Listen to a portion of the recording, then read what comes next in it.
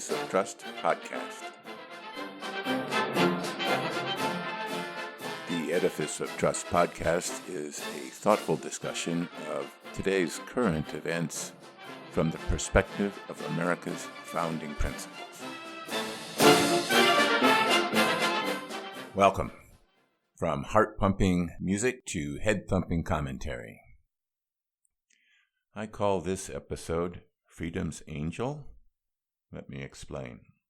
Notre Dame ethics professor Joseph Holt wrote in a CNN op-ed that the media, by which I assume he means the mainstream media or MSM, serves a role as protector of democracy. He wrote this in reaction to President Trump's assertion that the media is, quote, the enemy of the people, unquote, and also to press spokesperson Sarah Sanders' refusal to contradict her boss and acknowledge to CNN's Jim Acosta in a press conference that this was not the case. In his op-ed, Professor Holt stated, and I quote, "We thank soldiers for their service because they devote themselves to protecting our freedoms, and we should.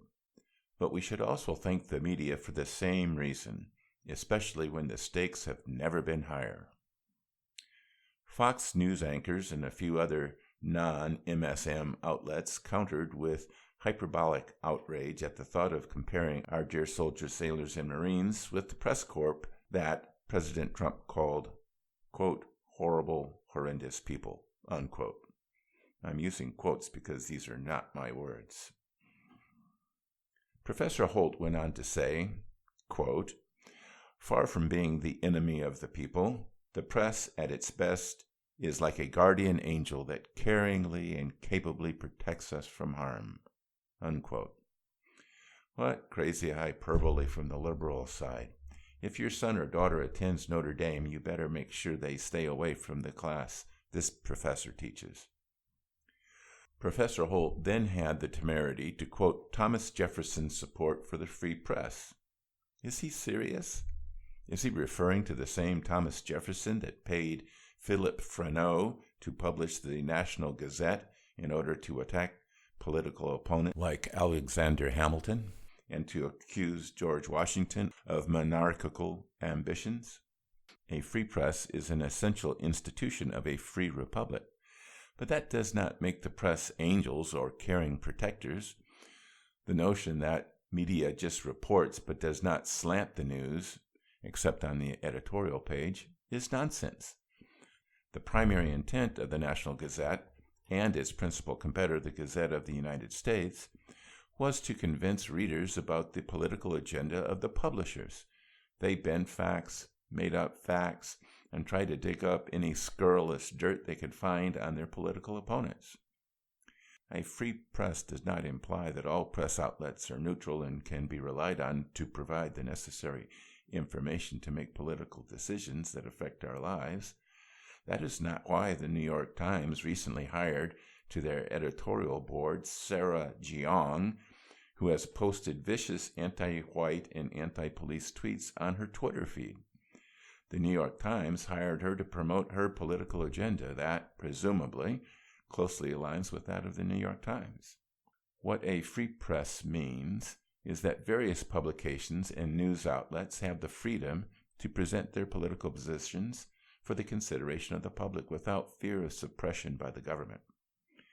The people can choose which ones to follow.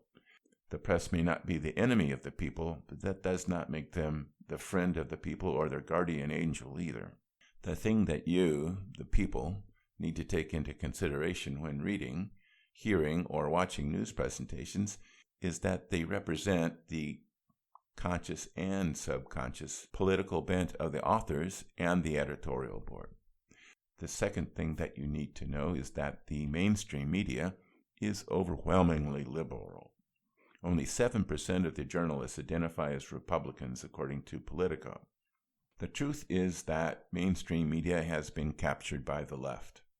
They use pejorative adjectives when reporting conservative policies and complimentary adjectives when reporting liberal policies.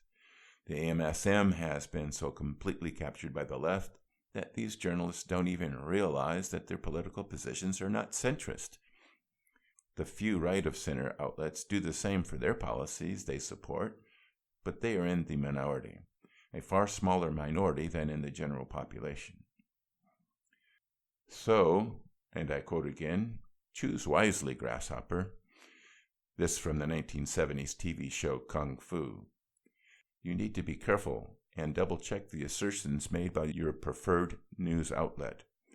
You need also to check yourself that you are not in a feedback loop that supports your own preconceived notions.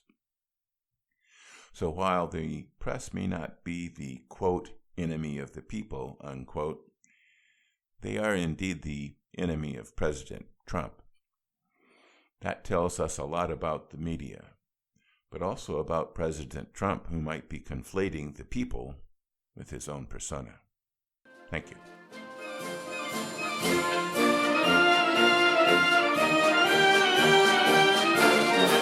Don't forget, my latest book, 2017, A Trumpian Year in Review, is now available in paperback and ebook versions on Amazon, Barnes & Noble, and iBooks.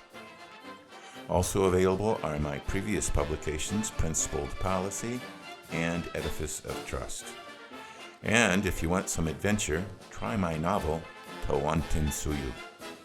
More information on these books, plus links to retail outlets, is available on my website, www.edificeoftrust.com. Thank you.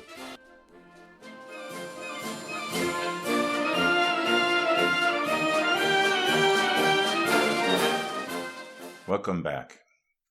The internet gives us great power to discover the truth, and sometimes the hidden agenda, in news articles and presentations. If you are reading news articles on the internet, there are often links to source documents that you can check the facts and assertions of the correspondent. Just be careful if the source is InfoWars or some other biased group, but often you can refer to scholarly articles and articles from well-known media outlets. When I read an actual book, I keep my tablet nearby so that I can double-check a fact or assertion by looking it up on Wikipedia or some other source. I do the same for TV. This may not be feasible if you are listening to this podcast while driving your car, but if something does not sound right, you should check it out. I try to check my facts before writing or podcasting, but you should not be afraid to call me out in my comment sections if you think I am wrong. These are opportunities for learning for both the podcaster and the listener. Thank you.